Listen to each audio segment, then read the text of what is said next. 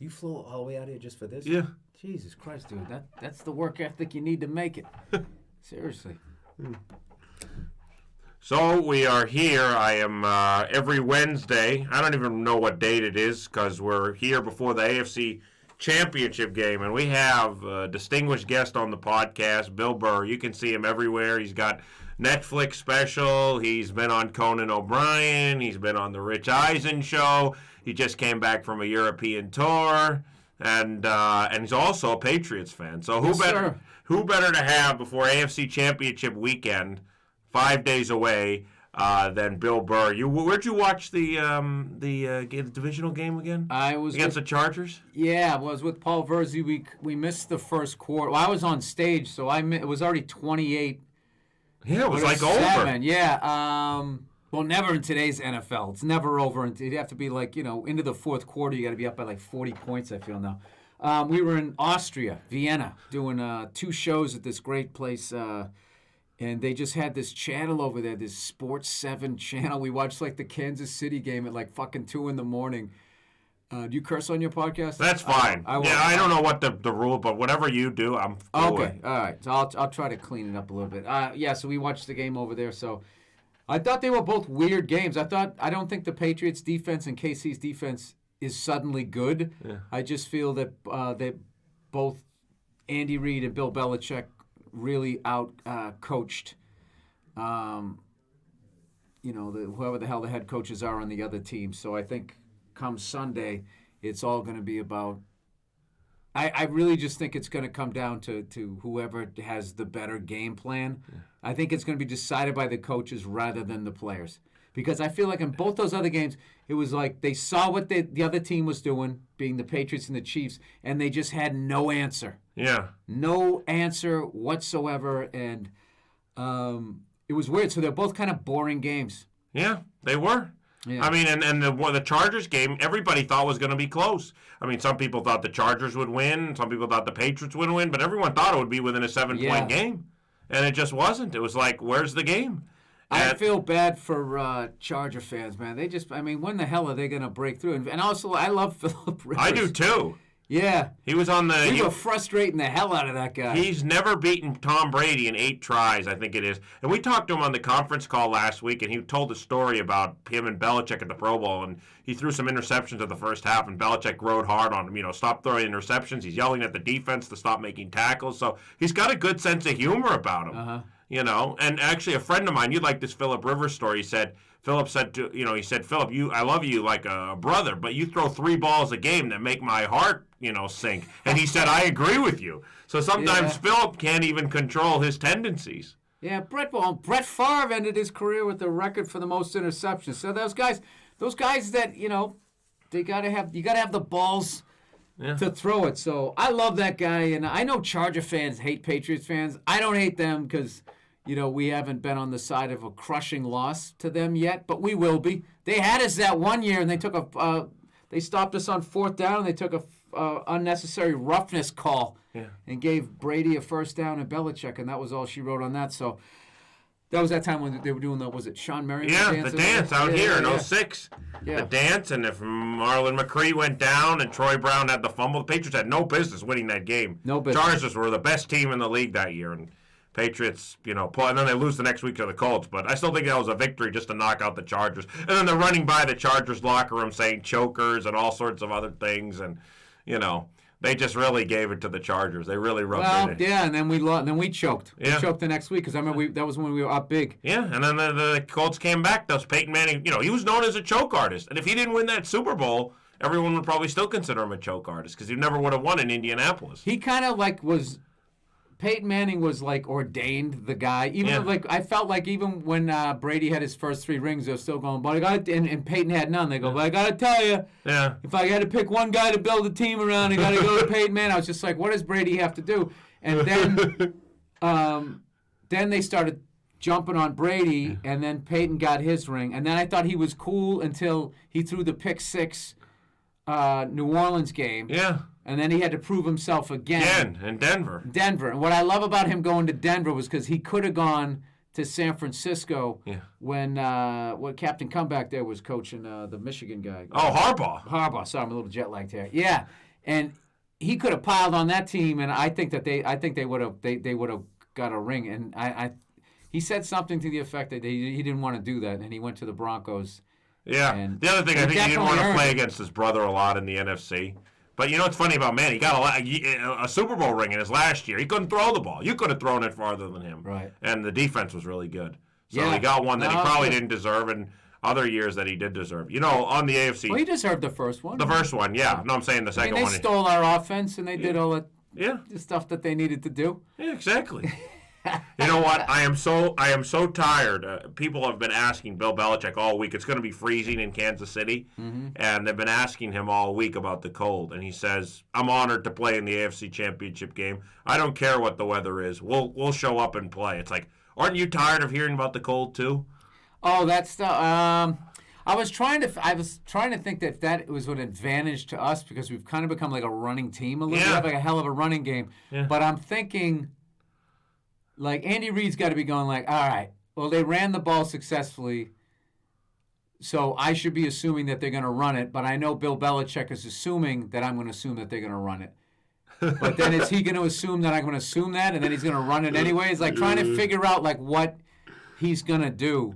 Yeah, these coaches, they play such mind games with each other. Well, my favorite thing, you know who I love, Tony Romo is so great. Like you like a Romo on the broadcast? Oh, I learned something every time that guy, like, he talked about how there was an end of the game the Patriots had earlier this year, and they had the game won or whatever, and Belichick did something weird that he normally doesn't do, and it was just to mess up the algorithm of what his tendencies were. So he had the game won, and he was already thinking about at the end of the year, so he could still do what he liked to do to mess up the law of averages, to screw it up. He actually did something that he doesn't normally do at the end of the game. What it was, a defensive package. I don't know what it was, but, obviously Tony Romo can explain it. You know what that reminds me of? When the Patriots won their first Super Bowl, Belichick played with 7 defensive backs, which makes it hard to throw the ball. And Marshall Faulk could have run all over, but Mike Martz determined to win by throwing the ball, and the players were screaming on the sideline, "Run the effing ball!" But Belichick, he knew Martz's mentality. He gets in the head of these guys. Is that what it was? I was at that game. You were in New Orleans? Yeah. I was at that game, and I was at the game when we lost to Brett Favre in the Packers when he ran down the field. I was in the opposite end zone. I sat in the same end zone for both of them. It was the opposite end zone of where Vinatieri kicked the ball, and it was the opposite end zone from where Brett Favre ran down with his helmet off or whatever. But I was.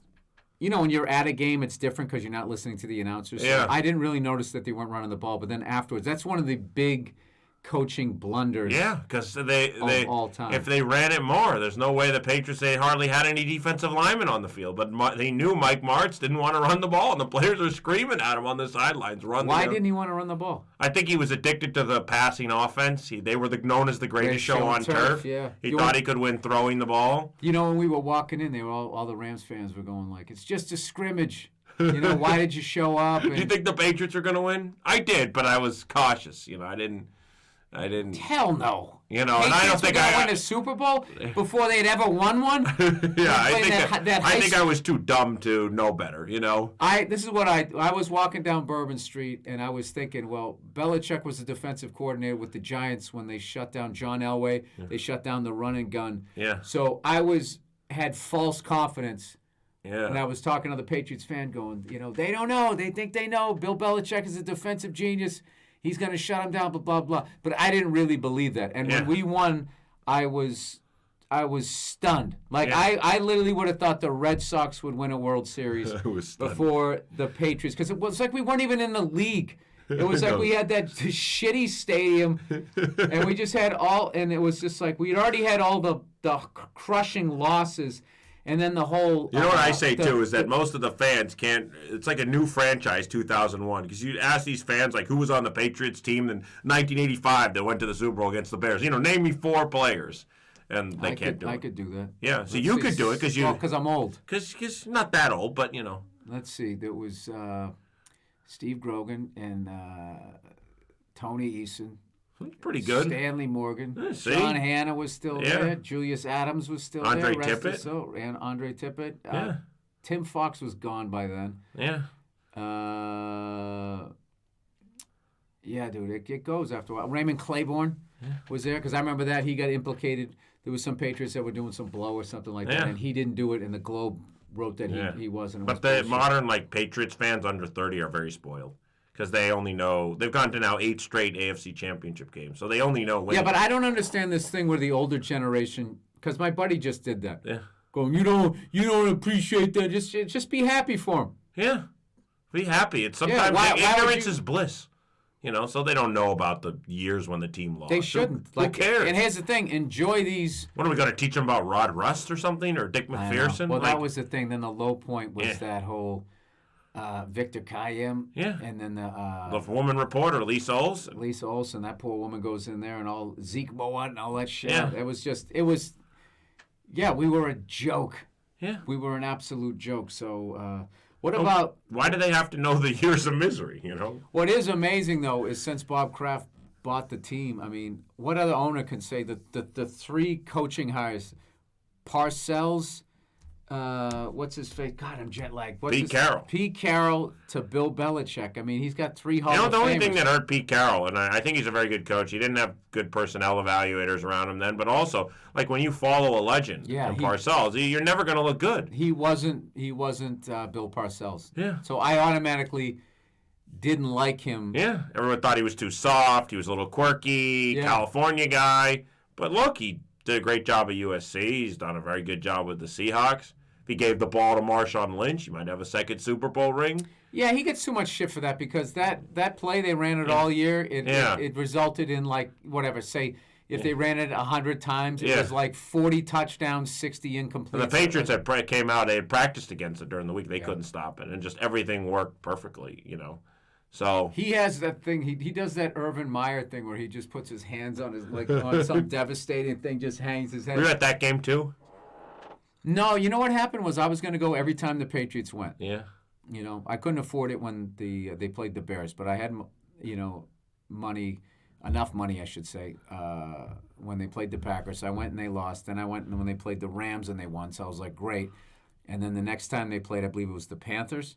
Yeah. Was the next one? The Panthers was in Houston. I was going to go, and I ended up getting an acting gig. We shot on the Chappelle Show World Series of Dice that Monday morning. So there's no way to go to the game and come back in time. And I remember wishing that I was there, but the second the game was over, and back then it cost you about $2,000 to sit in the nosebleeds and all the bullshit, and just to still have $2,000 in my pocket. I know. Not have to go, and even though we won. And the other thing you have to spend an hour getting out of the stadium. Well, plus it was never going to be better than the first time. I went with my older brother and my dad, and my dad never treats himself to anything. Yeah. And we're like, come on, we're going, and my mother said for 6 months, his first words waking up was, I can't believe I was at that game. Yeah. But you know what happened? Some fans became jaded, so when they made their third one against the Eagles, it was mostly Eagles fans there. Because fans thought, I've been to 2 already, and then, it was the Eagles' first one in a long time. So I wouldn't say jaded. It gets expensive. It gets expensive. Yeah. To blow $6,000 in 4 years on football games is that's a bit much. I mean, I can't imagine what you get season tickets probably. I know it's a great business the NFL's got. I mean, think of what they can get for tickets. It's like. Yeah, I don't know. It's getting they. Gets a little more difficult now in the cold months, I think, with the flat screen TV. And it's easier to stay home. The replay and all that. I will tell you this, though. The one thing I did lose my shit about, which I still think is so friggin' nuts, when we sacked Phillip Rivers, okay, our guy's getting, they called roughing the passer. On Trey Flowers, that was ridiculous. He has the ball. The guy has the ball, and it's just like, how much more? And what is he supposed to do? You can't hit him high. I mean, they've eliminated so many areas that you can hit the quarterback. I mean, where's he supposed to hit him? Yeah, no, it's that's also why Brady. I shouldn't complain. That's also why Brady's 41 and still playing. So it works the benefit. Because there's no way. Yeah. And I'm one of those Patriots fans. I will say forever, the Tuck rule is the stupidest thing ever. That's a fumble. Yeah. Brady thought it was a fumble. He even admitted to Charles Woodson a few weeks later that the Pro Bowl that it was a fumble. Totally was a fumble. Yeah, he didn't even know the Tuck rule. I mean, he walked off the field thinking the game was over. That's what he said. But what I love is the Patriots got blamed for that dumb rule. It's like, we didn't come up with a rule. No, not at all. Yeah. I think they could use you this week. Do you know after Spygate, The comedian Lenny Clark. Uh-huh. And they had him come address the team, to loosen things up. Sometimes I worry with these playoff games. They get too uptight, not the Patriots, but teams in general. It's just another game. Once it kicks off, you want to be playing, you want to be loose. And I think it's probably like, big stand-up sets. You're going to do a special. You just want it's not the doing of it, it's the waiting. It's the waiting, yeah. That drives you nuts. But I think... I'm so tired of hearing about scheme. It's like the Chiefs have two great players on offense, Kelsey and Hill. They got to stop them. The scheme, Andy Reid, the coaches, they love to talk. But, that's all. So what do you think's going to happen? So I'm a big fan of yours. If people are wondering why I'm on this podcast, because I just started watching. You have this old school delivery, and I just love that, best Patriots coverage. You like that? Do you think I have the best Patriots coverage in the business, or am I exaggerating? I like your coverage. I don't know who has the best coverage. I like, you're talking a little trash. I like it. And then you have like an old school vibe. You don't get into the... What I hated, what happened with a lot of these sports channels was because they became 24/7. I know. There's just not enough sports. No. So then they had to get into the whole soap opera and dude, back in the day, you didn't know. I mean, you had to talk to the cops to find out what the hell somebody was doing. I mean, occasionally, if you ran into some cop off beat, you could be, oh yeah, that guy was shit faced, and we let him go home or whatever. But now it's just the constant. Everything's breaking news too. Yeah. Sign a 7th round draft pick. Breaking news, Yeah. No, I like listening to. There's a select few that I listen to that really break down the game. Like I really like Tony Romo. Romo is great. I'm a big fan of former players. Yeah. And then I'm a big fan of just people that have like a just meat and potatoes. Yeah. They're talking the game. Yeah. I don't care. Usually a guy has to start out in like a local market and then become national. Like Devin McCourty, he wants to clearly be in the media, but he'll probably be with some local boss. Tony Romo went right to national. That's how good he is. Yeah. That's so rare to see. And I think they respected his football knowledge, They've done that with a few people and it hasn't worked out. They bring him to prime time too often. But he really... One thing I admire about you is I'm like you in that I get irritated by little things. And one thing I noticed... that's my whole life. That's my whole life. But one thing I noticed is that I don't know why I thought of this. There's no defensive players ever in the broadcast booth. Rarely. And so every time there's a close play, they think it's pass interference. Sometimes I would love to have a defensive back in there. Oh, don't even get me started on that. Yeah, the amount of times... The receiver's looking every time. Well, how many times is the ball underthrown? Yeah. And the cornerback can pick it off, and the offensive guy is just pawing all over him. It's just like, that's offensive interference. Yeah. This guy has position. It probably isn't now because it's almost like beyond 5 yards. It's almost borderline illegal to cover a receiver. But, this is the thing. Like, you look around the league now, it's like, where are the Ronnie Lotts? Where are the Jack Lamberts? You can't hit. You can't hit. And what kills me is there would be no Wes Welker or Julian Edelman 30 years because they would get whacked over the middle. No, those players exist. They're just not allowed to do it anymore. Yeah. Because my theory is the NFL's it's an amazing business, and they hit maximum. And people, and I think they think fans like scoring. Fans do like scoring because so they don't want 9-6 games. They think those are boring. I don't know if you saw the Rams-Chiefs game this year. It was like 54-51. I hated that game. You hated it? I think the NFL loved it. I sort of hated it too because it was just there was no defense. I mean, the defense made some plays, but it felt like there was no defense. It was a joke. Yeah. It was like watching two people playing a video game. It was like a Madden. People. Yeah, it was stupid. But I think the younger fans liked it. Offense sells the game. If they ever wanted to sell soccer over here, if they started having 10-9 games, people would watch it. Offense sells. Like I think in baseball, home runs sell more than a 10-9 game sells more than a pitcher's duel. I love a pitcher's duel because I want to get out of there. So if they're like just mowing people down, I don't want to see a bunch of strikeouts. I'd rather see them just getting ground balls and pop-ups and stuff in 1, 2, 3 innings. I love seeing that. And then watching the reliever come in the end. I don't know. But you know what's crazy? Every time there's an incomplete pass now, it's like I feel like not every time. Obviously, I'm exaggerating a little, but the receiver's looking. Where's the flag? Oh, no, they don't catch it. It was like Kobe back in the day. If the ball didn't go in, he's looking at the ref like, it didn't go in, I must have got fouled. And think of the irony of the pass interference penalty. Like, isn't it the defensive back's job to interfere with the pass? My big one is when they underthrow the ball, and then the receiver stops. Yeah. And then goes through the defensive player. Yeah. And it's just like, I saw like. I hate the ones too where they're uncatchable. What about when they overthrow it? Yeah. They overthrow it, and the defensive back is going up to catch. I saw it last week, and the guy literally grabbed the guy's arm before he went up, and it's nothing. Very rare, the offensive pass interference. Yeah. Pushing off, all of that. They get away with murder. It's crazy. And then they never call the offensive pass interference, you know? They never, it's rare. I shouldn't say never, but they hardly ever call it. I love an offensive pass interference. I know, you just feel like it's I don't justice. give a shit. I don't even give a shit if it goes against my team. I love it. Yeah. So I was. By the way, I saw one of your things on Conan. I think it was Conan O'Brien or whoever it was, and about the airline boarding process, and how half of the people now have the pre-boarding. Yeah, well, everybody's a hero now. It started off with like the troops, people with injuries, and then like There's so many cats. But you know what I do? I just board, and I hope that they don't notice that I'm boarding in the wrong section. I know. Yeah, there's all kinds of schemes. Because some of the flight attendants aren't that sharp, and Well, I think now that if you have it on your phone and you just go like that, they're not looking. They're not looking. They just want to get you. Or they just I don't want to bother with them. Send them to the back, send them back. Inherently.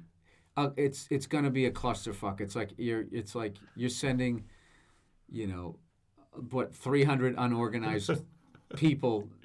And it's a mess getting out here. Down one lane. My only thing is just the lack of empathy people have. Like when, you're standing there like, oh my God, how long is it going to take this guy to get into his seat? And then the people just wait. And then that person ends up like taking forever. And first class, that's all you're paying for. Yeah. You're paying for getting on the plane early with no problem, and you look in your bin and it's empty, and then there's a chair that actually they just get treated like a human being. That's all it is. They get treated like they have a bed, and for us bigger, people like me, I'm 6'3", they actually have a proper seat that fits them. Yes, they're not the car. Every time I sit there, at least half the time I fly, that cart goes right into my knee. You know what's funny? A buddy of mine is going to take his family over to Europe, and he goes, I'll fly everybody over there, including like first class, including my kids. I go, why don't you just put your kids in coach? It's like they're like this tall. I mean, that's a first class seat to him. He's like, no, I got to do it right. It's like, well, you could take that money and spend it on like a nicer hotel, or something. He's like, no, I gotta. And by the way, I agree with your thing about kids wanting to scream at other people's kids because sometimes they're running, yelling, and the parents won't control them. And it's just like you want to, discipline the other people's kids, but you feel like you can't do it. Like, as you said, the kids sort of own the parents today. Yeah, I don't remember quite what I said. Yeah, you said the kids are... No, dude, I'm running on fumes right now. So at some point I might start talking about tennis. Because this is like 4 in the morning. No, I don't know. Right now. Too, for me, I'm off time, too, because from Boston, it feels like, 3 hours later. No, you told the great... How did you get started doing this Patriot stuff? Look at you, getting Phillip Rivers. You're like slumming it this week with me. Yeah. No, I did it. You go, yeah. I did it, and then I made a mistake to go to law school, and then I came back. So that was my mistake. Oh, yeah? I came 2009, 2011. I covered the team for CBS. Mm-hmm. Then I went to law school, and then this concept with Maven and Sports Exchange. Yeah, but if you get a law degree, someday you can run for president. They all have like law degrees. It's true. Except for the current occupant of the way. What focus was your law degree in? Employment, litigation, which who knows what the heck it means.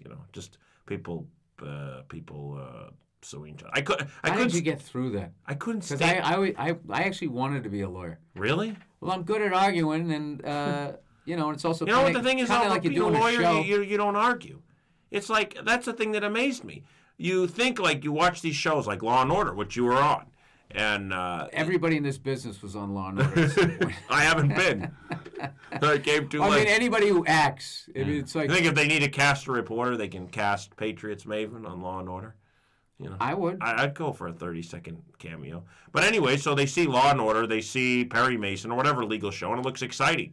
But when you work in a firm, literally, you're sitting in an office all day doing paperwork. It's no one argue. It's like a library.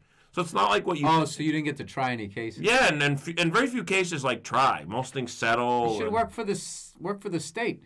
Yeah. I should have probably done criminal. It would have been more interesting.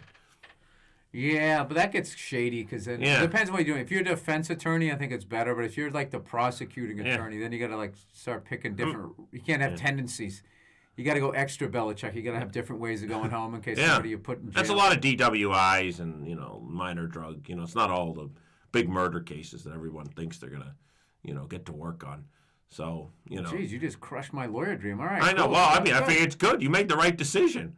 I definitely did, because what I was saying was, as much as I liked all of that type of stuff, like I could not have gotten through the school of it. Like that whole, what is that? You got to pass the bar. Yeah, bar exam. It's terrible. It's terrible because you're sitting there. You'd appreciate this. You're sitting there for 2 days. It's like 6 hours each day, so 12 hours. And, it's in a big room, and people are coughing, and it's just like one annoying question after the next. And it's just like you don't give a shit. I mean, because it's not like on the bar exam they ask you, like, what is the law on this? They give you some weird hypothetical fact pattern, and, then they say, well, how would the case turn out? And you're just like, I don't give a shit about this. You just want to, like, scream and chuck the paper away. I think it's good that you got out of it. Yeah. Because I could tell.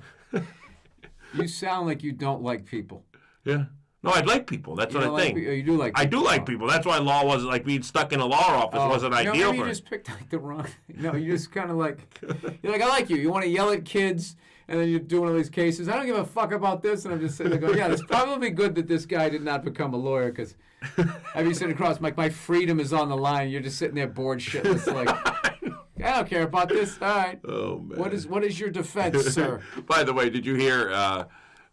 Jerry Seinfeld had a great joke, which I was laughing when a lawyer. He goes, nobody gives a shit about anybody else's problems, but the genius of law and psychiatry is we've come up with a number at which point I will listen to this garbage. Yeah. And that's sort of true. That is absolutely true. Because if you look at, like, right now, this whole time of everybody being woke and caring and all that shit, if you listen to people, all they give a fuck about is problems that affect them. Yeah. Like, all these people talking equal rights and yada, yada, yada. They're arguing for themselves. Nobody gives a fuck up. If you gave a shit about equal rights, you'd look into who makes our clothes, and you'd find the sweatshops and Apple stuff. I mean, you got like nets, people jumping to their deaths and shit. You don't give a fuck. Yeah. You're trying. You're out for yourself, and which I'm not saying is it's just how the game is set up. But it's just that's the thing that probably drives me nuts, is the fact that you just say you're out for yourself. Don't say, but they package it like we want equal gender equality, but no, you don't. You don't. Yeah. You don't. You want some shit. Yeah. You want more shit is what you want. And you want your idea of what this other group is getting. Because that's my other favorite thing. Yeah. Where it's like somehow you know what it's like to be somebody who in a group that you're not in. It's it's mind-boggling right now. The other thing that's crazy about the law is the billable hours. Like, you have to record everything you do. Like, phone call, point two. It's like, who can remember all day, what they do every second to account for?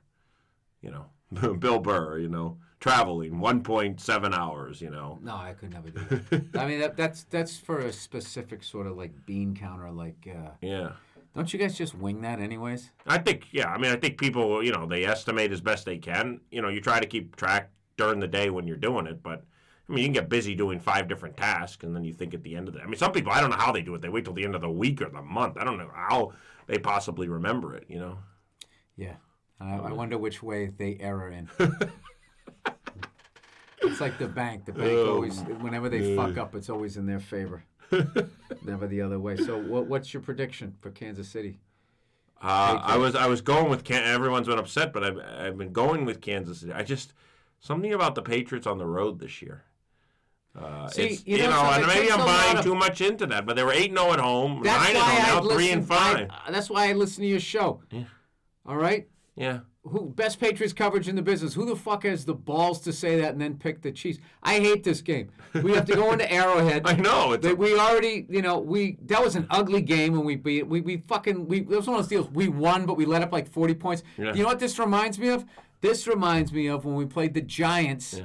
That year we were undefeated. Yeah. And we won, but we won like 37-34. And then like a fucking month later, we were like that's what it reminds me. Yeah, not 11-point favorites. It was just like we just let up. We won by 3, first of all, and we just let up 30-something points.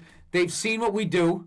Yeah. These guys, we let up 40 points. And the thing that makes me nervous, too, is the weakness of the Chiefs is their run defense. But their run defense was better last week against the Colts, so maybe they fixed it. No, you don't fix it in 1 week. You don't fix it, but maybe they got it good enough they can win 2 more games on it. No, they got out-coached. Yeah. They out-coached. Yeah. This is the thing. Both those defenses you saw last week, I don't believe I'm going to ignore the 16 games where I watched them against a bunch of teams that we also, fucking aren't even going to be in the playoffs. Yeah. Now you're going up against real defenses that were good enough to win a division or whatever and make the playoffs. Like last week, I just think that, I'm just going to keep saying it over and over again. Like you just said, Bill Belichick and Andy Reid know what they're doing. Yeah. And the other coaches did not. The other thing is if the Chiefs get a lead and the Patriots never start fast on the road, then the Patriots aren't going to be able to run the ball. And then that's really their advantage, I'll be honest with you, I don't even understand how the game's played anymore. Like, the amount of times I see people going for, like, 2-point conversions in the third quarter, I'm like, what the fuck happened to take the points? Then you don't get it. That was like back in the day. So you don't like, though, when the team gets within 1 at the end of the game? Like when the Chargers beat the Chiefs this year, they went for 2. So they tied it. They got a touchdown at the end of the game. They were down 1. So they could have kicked the extra point to go to overtime. But they decided to go for 2 and win the game. But, of course, they didn't get the 2. They would have lost. I guess the coaches don't want to go to overtime. So what happened? They got it? They got it, and they won. That's that Madden football shit where it's just like, Yeah. Like when you're sitting in the crowd, at a game show thing, and the guy looks in the crowd, what should I do? Oh, go for it. Everybody in the upper deck, go for it. You're basically coaching like some fucking moron in the upper deck when you start doing that. I mean, I guess it works like, they always want to go for it on 4th down, fake punt, all of that stuff.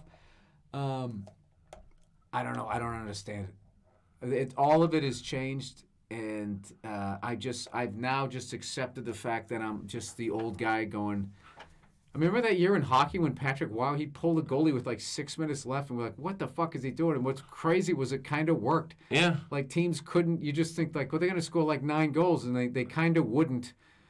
So I don't know. Maybe change is good. Yeah. Well, I don't. As he's talked about, they want more offense, and that's the issue. And I think some people like it, and the other thing that's changed is the fantasy factor is much bigger, so I wanted to ask you, how do you, when you took the plunge into stand-up comedy, because it takes a certain, I don't know, I was making a joke, which is harder, asking Bill Belichick a question at a press conference or doing stand-up comedy, obviously stand-up comedy, but, is that, how intimidating is it at first? Do you sort of like ask yourself, are you crazy or, and then you just sort of probably get used to it after a while, right? No, it's just something that you want to do. It's not something you just like. Being a comedian is not a job you just end up doing. Yeah. You know what I mean? Like there is jobs like that. I had those jobs. You end up in sales. You end up unloading trucks. Yeah. You end up in construction. Yeah, you did that. Yeah. Like I just ended up in those jobs. Like those were jobs where you could just be like, hey, can you get me a job in construction? Let me try this. Like, yeah. And, not to say that all of those jobs you can't have passion for and you can't be the friggin' Tom Brady of that stuff, because there is an art to all of that stuff. But, like, I just don't feel like somebody that is going to be, like, there's something that draws you to it. Yeah. You know what I mean? Like, I admire, the people have said to me, like, oh, you're a funny guy or whatever, and you should try it. Going out and buying a guitar. Yeah. You can sit there and you can play the guitar. But to actually put the time in and to get really good, and then to go out and audition, to get into bands, and then be in a band and go to rehearsals, and then start writing songs and doing covers and all. You have to want to do that. That isn't like this dead-end job. I played rhythm guitar. Yeah, you really got to want it. Yeah, you kind of have to want it. People don't realize, I think, how hard comedians work. How hard you work, dude. You fucking flew out here just to interview my dumb ass. I mean, that's what I said to you earlier. When we were up there, I go, that's the drive. That's what I did. Yeah. What you just did, which is fucking insane, but it's going to lead to something if you do stuff like that, making the sacrifice. That's what I did. My buddy Verzi, that he goes on the road with me sometimes. I remember him telling me early on in his career when they were doing Last Comic Standing, he was on the road and he missed the audition for New York, and then there was a guy who had a hookup could get him on the one in Chicago. Yeah. And he didn't have money for a ticket, and he just drove himself out there. Just said, fuck it. and drove all the way out there. Yeah. And had a great set and didn't get picked or whatever, and just drove back. Yeah. And that was, that's the shit. Yeah. If you read any of those Guns N' Roses books, their first gig ever was up in Seattle, and they went to drive up there, and the car broke down, and all of this shit happens. And no matter what, they just kept going. We're gonna do this gig, and it's like you really have to have that somewhere in you to go after something like that. And I learned, I was fascinated. They did a recent documentary in which I forget what it was called, where they serviced a bunch of comedians about, what the intimidation factor, even for veteran comedians when you're still up there and, having to make a crowd laugh. It's just you and the crowd. Yeah, after a while, no. But I mean, it's not like the first time you have to do an hour. You only have to do 5 minutes. Yeah, exactly. And the first 10, 15 times, all it is about, it's just about having the balls to go up there when they call your name. Yeah. You don't judge yourself. You just, how do I get the mic out of the mic stand? Man, you don't know what you're doing. So then after a while, some shit works, and then you kind of keep that, and then 5 minutes. You learn, and you get your 5 down, then you move. I did 7. It's just baby steps. It's like when they teach you how to drive a car. They don't put you in rush hour traffic. Good. You don't want to do an hour the first time you're up there. You wouldn't. No. Yeah. You'll do 5, and it'll feel like an hour. So. Yeah. So, it's, do you ever, pinch yourself? I hate the cliche question, but, grew up in Boston. Now you're out here in Hollywood. Pretty cool. Yeah. No, it is. I definitely, I believe it or not, think that a lot. Yeah. And I was actually driving down Sunset today. Yeah. On the way here, and was looking at the billboards, and all of these people. I saw Sebastian, with Maniscalco's billboard was right on, what is it? I don't think you don't even need to know the names. Right by the Laugh Factory and stuff. And I was just looking at that. He was a guy that lived down. He just was a guy. I was living in an apartment building. This Chicago guy moved. Yeah. In down the hall, and he knew that I was a comedian, and I was thrilled. This is the late 90s. Yeah. And he literally asked me, hey, how do I start in this business? And now he sold out 4 Madison Square Gardens, and there was a few other billboards where I saw a couple women in some movies that I knew. I was just like, wow, I remember driving down this street going, hey, imagine being that guy, imagine being that person, imagine being that. And then all of a sudden, you hang around long enough, you're like, oh, I know that guy. Yeah. I worked with her. Oh, good for him, Yeah. So it just kind of feels like your generation is now running the nut house, which is really weird. And what I've always found is it doesn't feel real. Yeah. Like those people, when you come out here and the people that are running stuff, because you watched them in movies before you got into the business. Yeah. You're like, holy shit. And now, I'm 50 years old. So like those people are, were 20 years older than me. They're like retired or getting smaller parts, and now it's sort of like, now we're like the old guys. Do you love the Netflix influence? It's a lot of comedians get specials. It's a great, venue. Netflix has been great for me. I'm glad I got in early. Yeah. Like anything, if something's gonna blow up, you want to get in early. Yeah. And but I love watching your Netflix specials. Yeah, and it's just like I planned to tour Europe, but I could not go to Eastern Europe. I don't know how. Before a Netflix or YouTube is huge too. Yeah. Like how before those how they would things, hear about you. Yeah, like how I would ever be able to do stand up in some of the Baltic states. I mean, it doesn't make any sense. And you're doing it, and they're listening, and they're laughing. It's crazy. So those European tours take a long time to plan, or they sort of come together quickly. I don't handle those. My my agent, Mike Berkowitz, does them. Yeah. He does all that, but like he's into that the way I'm into doing stand up and stuff. Yeah. And we played some pretty amazing venues when we were over there. Like, the place we played in Prague was like this really nice theater that they built, and it was the place where they would have all the communist rallies and stuff. Yeah. So I really got a kick out of the fact that I imagine, because they were under Russian. Soviet Union rule. Yeah. That I imagine they took a lot of pot shots, making like sort of roasting our country. So I kind of got a kick out. I was sort of, joking, imitating like what they would have said about us. We're fat, and we don't travel, and capitalistic pigs and all that. And the people, they were enjoying it. But, it's weird where I don't have that. Some people like, especially now, they get all like, socialism, communism, and they just have like these visceral reactions to them. And I look at all of them on paper. They all make sense on paper, but people are flawed. and greedy and crazy. So I don't feel really any of them work. But I don't have any ill will at like different forms of government and shit. Yeah. Now you got married recently, not that long ago, right? No, like five and a half. 5 years ago. Yeah. So you were late. You got married about 45. Yeah. And I'm 32, still not married. But you went through it. It becomes harder to think, get married once you're like in the 30s, early 40s. I would have done it. You know what I mean? Like, because you start to get set in your habits a little bit, and then you're used to it, and then it's like, oh, do I really want to, have to go on another person's schedule? So I thought I found some of your commentary on that interesting. Yeah, and a lot of that though was my fear because I wanted to, I always thought I'd get married around 25, 26 and have like 4 or 5 kids. That's what I actually wanted. Yeah. But I was too fucked up. Yeah. To be honest with you, and then I blamed women. Yeah. Because it's always easier to point the finger, and now fortunately I met a great woman. I got married. Now I have a kid, and it's. And you love that. Oh, it's incredible, and. Are you going to be like the type of strict parent your parents were, like you've mentioned on the? Yeah, my parents were great parents. That's what I'm saying. I didn't do drugs, and I did. Yeah. I did some knucklehead stuff, but I never went too far off the rails. And my parents had this real great thing where they were super conservative. Yeah. I wouldn't even say strict. They just were normal parents, but they were really conservative. But they had this really liberal thing where they just let you do what you wanted to do. Like they really let you explore. There's a lot of people that if both their parents were professionals and you were choosing to get into show business, would at the very least be like, well, now you got to be careful, whatever. They both thought it was great, and they encouraged you. They didn't. They looked at me like I was going to law school the same way. The same. I don't think they could relate to it as much having real jobs as opposed to my.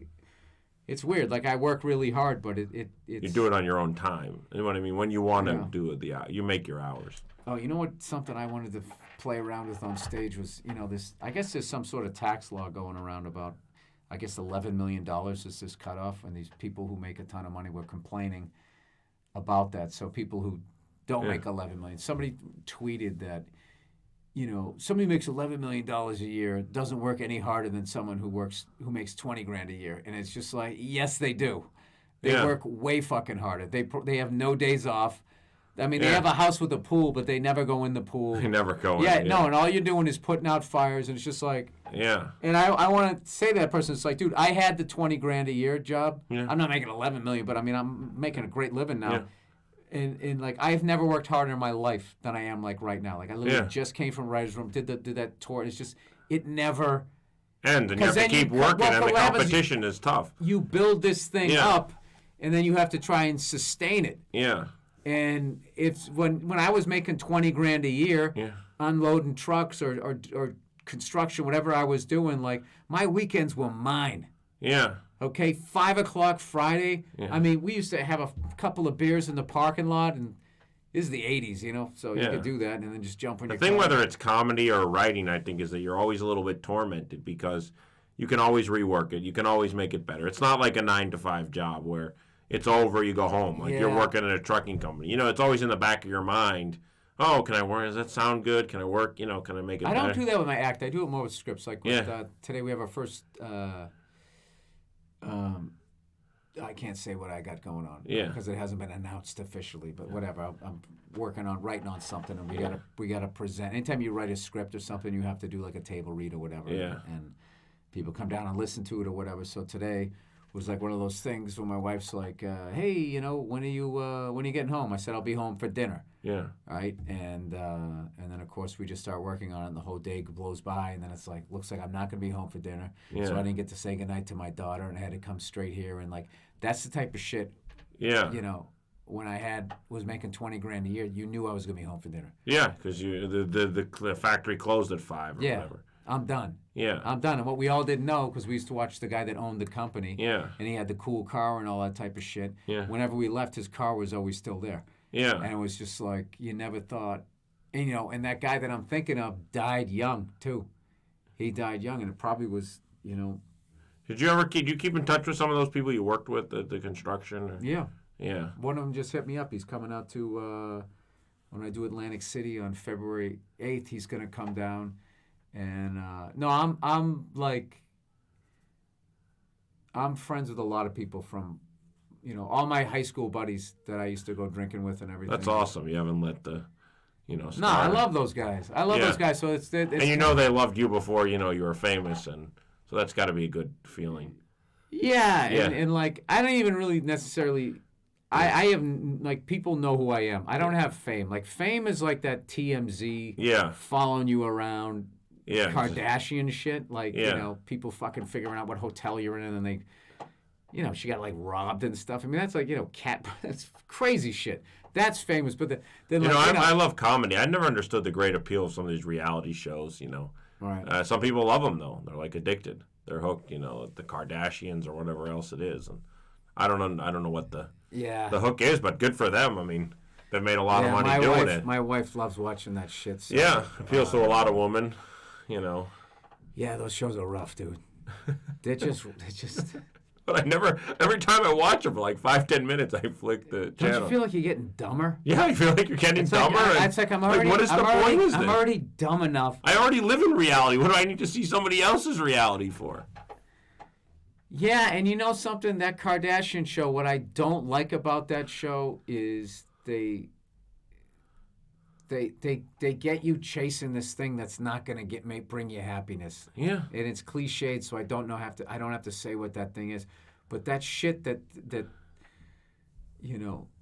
then everybody's trying to keep up with them, getting all this, buying these designer fucking bags, and it's like they're getting this shit for free. I got to tell you something. Every flight I get on now, I see at least one or two people with designer bags flying coach. And it's just like talking about putting the fucking cart before the horse. Yeah. It's like that bag is not worth shit. Yeah. I guess you could resell it on eBay, but like just go get some fucking, Ross fucking bag or whatever. I mean, I understand wanting to have some nice things, rewarding yourself and stuff like that, but I've seen just so many people, being in this business where they get a little bit of money and they immediately go out and buy some sick ass car. Yeah. And it's just like, dude, you gotta because you don't know when the next gig might be coming. Yeah, you got to wait till your money's making money. And pace yourself. Because it's not like you can have one gig for a while. And one of my brothers taught me about money one time. He said, Bill, you know what true wealth is? He goes, being able to go in a mall and buy anything, and then you don't. Yeah. And then you just leave. And I didn't get it at first, but now I get it's that thing where when you get money, it can either set you free or enslave you, because you'll see people. You feel like when you started hitting it in the gigs, and now all of a sudden you go from working 20,000 or whatever to whatever you're making, and now you can have all this. Do you feel like this sort of race to get as many possessions as possible? No. No. I think some people feel that way. I see it with athletes. I have had everything that I could ever want. Yeah. It's like before my daughter was born, other than my daughter. I hate shopping. I'm not into shit. Yeah. I hate clutter. I like a simple life because I don't have the brain capacity to handle. And then also, I've watched enough shit about the environment or everything. And I was talking with somebody today, I went over to Goodwill dropping off some stuff, and someone had spray painted on the back door at Goodwill. They just wrote selfish. Yeah. And I laughed because I knew what they were talking about. Yeah. That whole fucking thing, I'm going to downsize my life, and you just fill up all these garbage bags, and it's just like, where does that go? It ends up in like an ocean or a landfill. And you're just going to, have you learned how to not go out and go buy a bunch of other stuff? I mean, it was actually better for the environment to just have it sitting in the apartment. And the whole thing that you bought all of this shit, and now you don't have to live with it. Now a fucking octopus does. Or some fucking deer has to deal with the fact that you bought too many shirts that are now out of style. There's something about like hoarders where it's like you can learn something from them. Everybody looks at them like, oh my God, they're so fucked up, whatever. It's like, well, you've bought all of that shit, all of that. They just filled that house up. You filled that house up too. Yeah. You've probably maybe even filled it up even more because you keep getting rid of shit. Yeah. Opening up spaces and stuff. So I see it with athletes sometimes. They come from poor circumstances. They feel this need all of a sudden to start competing with each other, buying more and more things. And it's not healthy, obviously. I don't even think that's like a poor versus rich thing. I just think like athletes compete. Yeah. And it's just like the level that they're competing at. I don't think anybody, certainly not myself, is as competitive as this fucking business is. It's nothing like being a pro athlete, like the level I'm just not being able to shut it off. Yeah. I think that they... like you don't care if you or Dave Chappelle has a bigger house or, that's not what you're looking to, Well, we don't see... Yeah, it's not like... We don't pull up to like a stadium. I guess maybe here in LA you pull up with cars and stuff. And people, but I never... I don't know. Speaking of myself, I was never doing it for that. Yeah.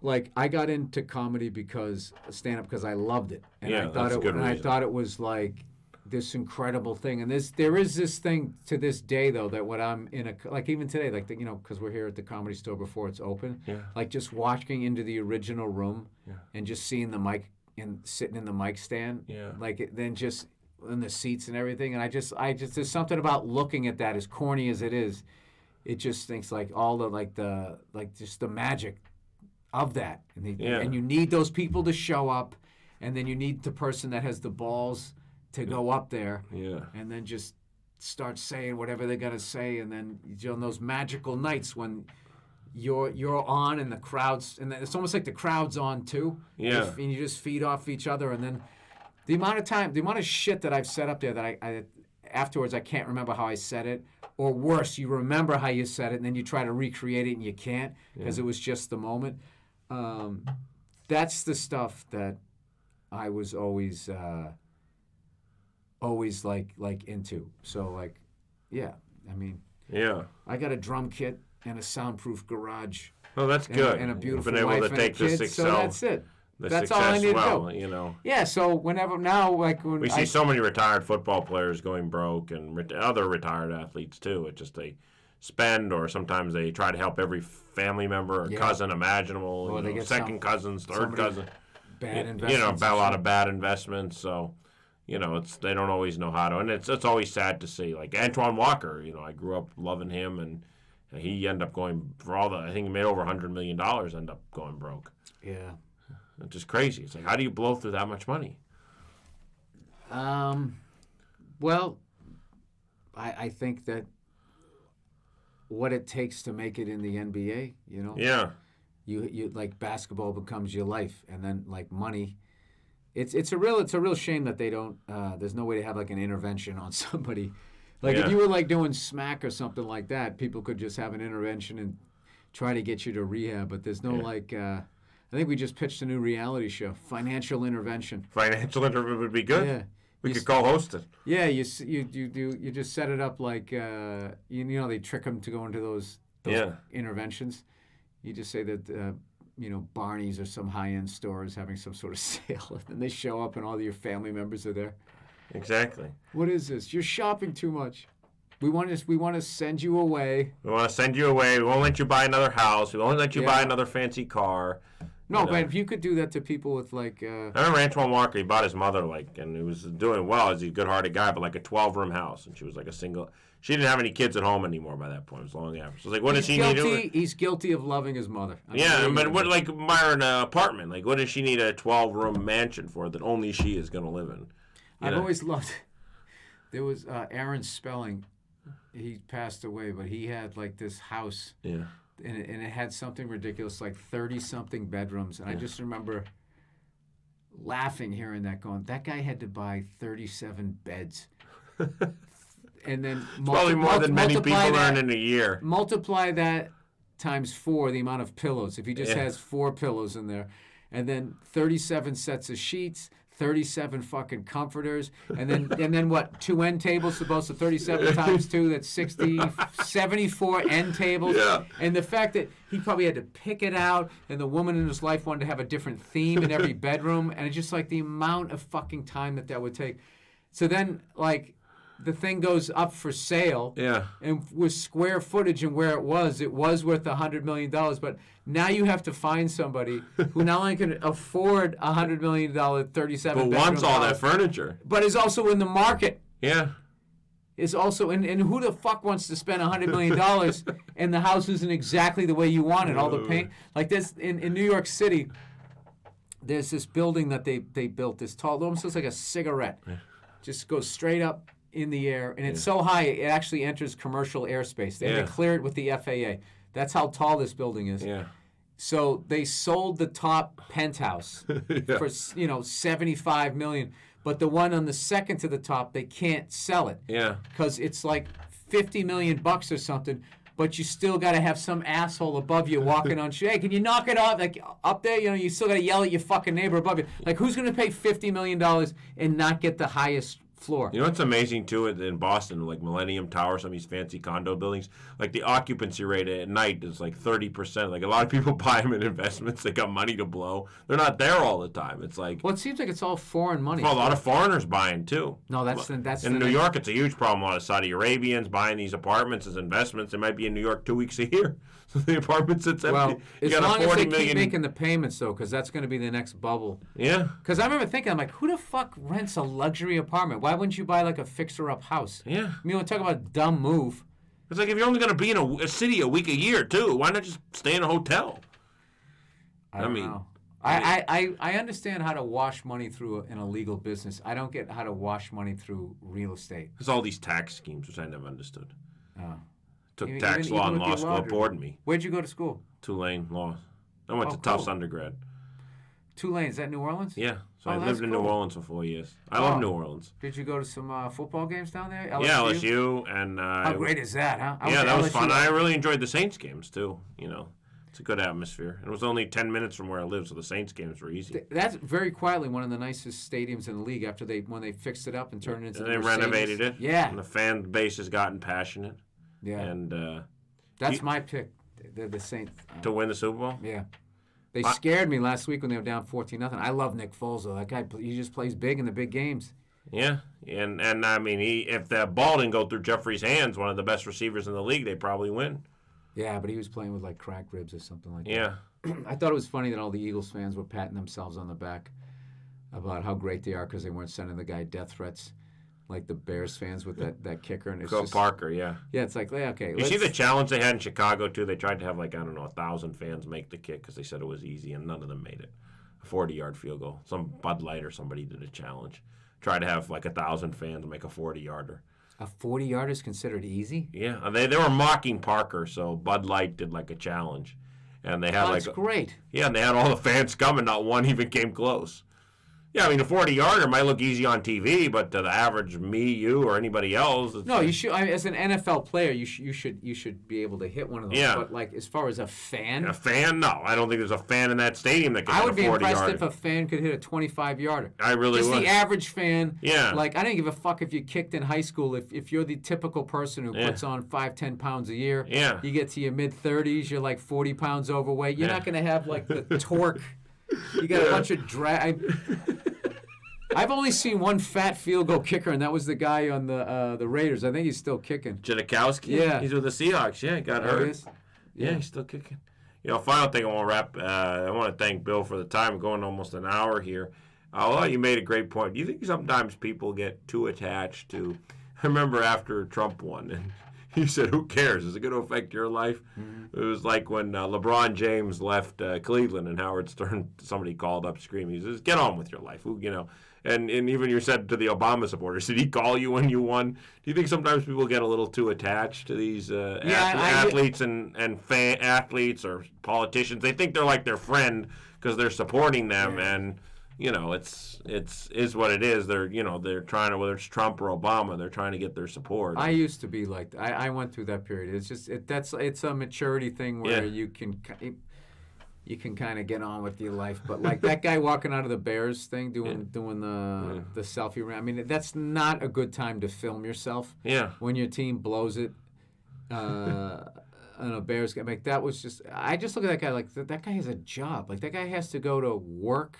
Yeah. He's probably a dad. Yeah. And now the thing about that is it's bad enough that goes viral, but that exists forever. Yeah. Every time the Bears do something bad, they're gonna go to that guy.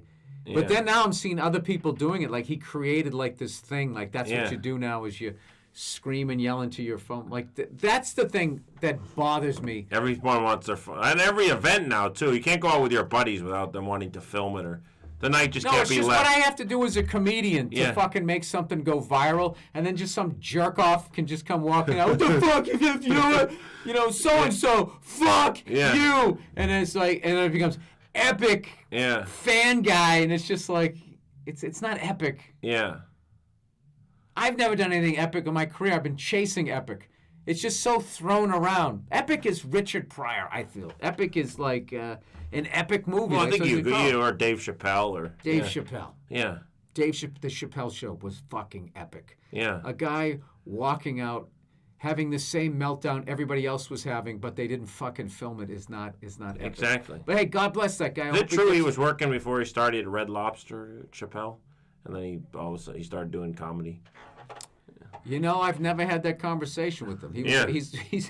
He's seemed to be a master of it since I've known him. So I would never try. Yeah, he seems such like a natural. I would never bring up his day job. Yeah. Like, Dave, I'm a huge fan of your mastery of this craft. By the way, is it true you worked at J.C. Penney? I feel like I would be insulting him. Yeah. What's funny about that guy is I'm actually like... But now it's like you can laugh a little when you've had the success that he's had. You know, it's not like... Right.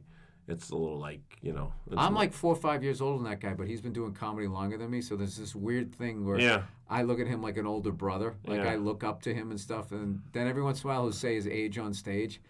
And I'm like... And I just really look at like, how the fuck am I... But he also has like an old soul vibe. Yeah. Like he's just... He is as cool as he comes off on stage. Do young comedians like come to you for advice, or you come to them, or you mentor them, or what do you tell people, or if they want to come in the business? Well, yeah, I mean, younger comics always ask comics that have been doing it a little bit longer. I was lucky enough that there was a lot of people that were nice to me, so I learned that. So I always make sure, as long as someone's not an asshole or whatever, and not too like pushy. Like hacks are pushy. Yeah. Hacks think they're fucking hilarious, and then really talented people, I find more times than not, are more shy and reserved and don't want to bother you. Like I have a lot of people like they'll be like, oh man, you know, I didn't sell as many tickets as I wanted. And I was just like, dude, fucking tell me you got a gig. I'll retweet it. Yeah. Do what I can. You know, I don't want to bother you. Yeah. And then you get somebody who just, you know, stinks. Yeah. And they're like, you know, hey, can you do me a favor? Huge favor. You barely know. Can you do me a huge favor? And they got the link and all that type of stuff. And it's just like, you know. But I mean, that's so much what the business is self-promotion. So I don't know. This has become that way. Well, Bill, this was great. I want to thank you. All right. Well, I love what you're doing, man. Continued I hope you have success, fun, and I hope you had fun here for an hour. Definitely. Go. I find you a very interesting person. Yeah. So. Yeah. You have like you're a real throwback. Your whole style. Yeah. Goes back to when I used to. I love the interview questions, and you know people say that I'm funny. Obviously, nothing compared to you and anybody else. I just do dick jokes. Just long-winded dick jokes. If you really broke down my act, that's all it is. Yeah. But and you've also got great pet peeves about many things. Pop-Tarts, lotion, which I enjoy. So. Dude, you know my act better than I do. I didn't even know I didn't like Pop-Tarts. Pop-Tarts are Pop-Tarts has been great fodder for comedians. I don't know. Seinfeld did it. You've done some stuff on it. You know. I'm going to guess Jerry did it better. All right. Thank you so much Thank you so much, Bill. Go Pats. Go Pats. And signing off. Thank you guys here at the Comedy Studio. Great host. Thank you. Can you please say the whole thing? What? Your whole name on the... William Benditson covered the league for Patriots Maven and Sports Exchange here with Bill Burr. The best Patriots coverage in the business. I love that. That's what sold me on you. Yeah, so this guy's great. All right, thank you. Follow him on Twitter. Go to his shows. Check it all out. Thank you. All right, we'll see you. No, it's my favorite thing ever. The best Patriot coverage.